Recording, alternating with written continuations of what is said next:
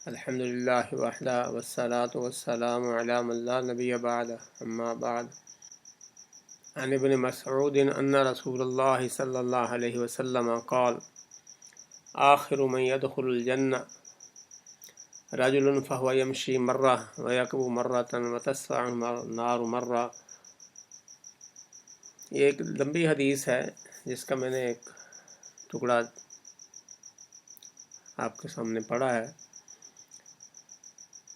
اسے امام مسلم کتاب الایمان کے باب میں چیپٹر میں 463 نمبر کے تحت انہوں نے اس کو نقل کیا ہے.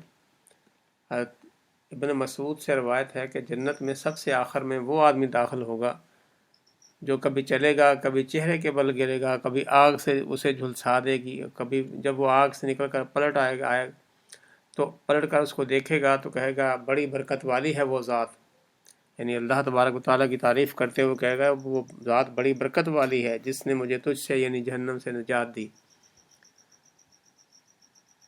یہ شخص سب سے آخر میں جہنم سے نکلنے والا ہوگا اور سب سے آخر میں جنت میں داخل ہونے والا ہوگا.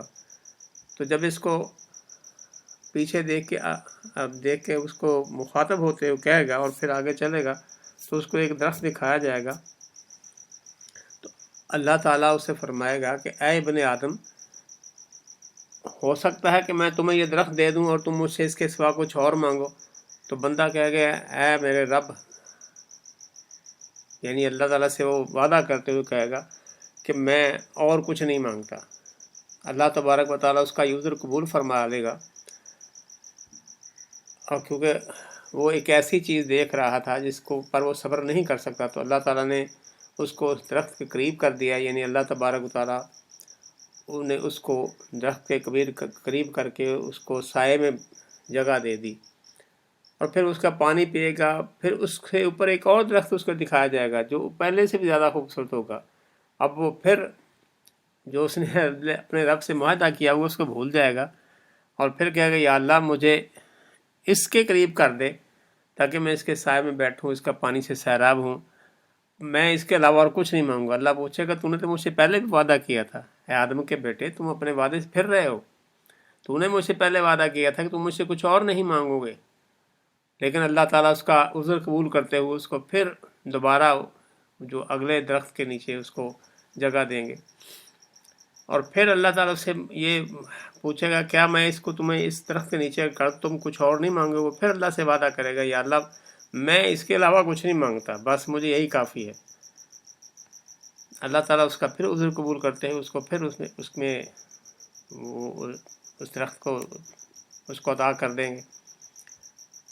اور اس کے بعد پھر اس کو اتنا قریب کر دیا جائے گا آہستہ آہستہ کہ وہ جنت کی اہل جنت کی آوازیں سنے گا.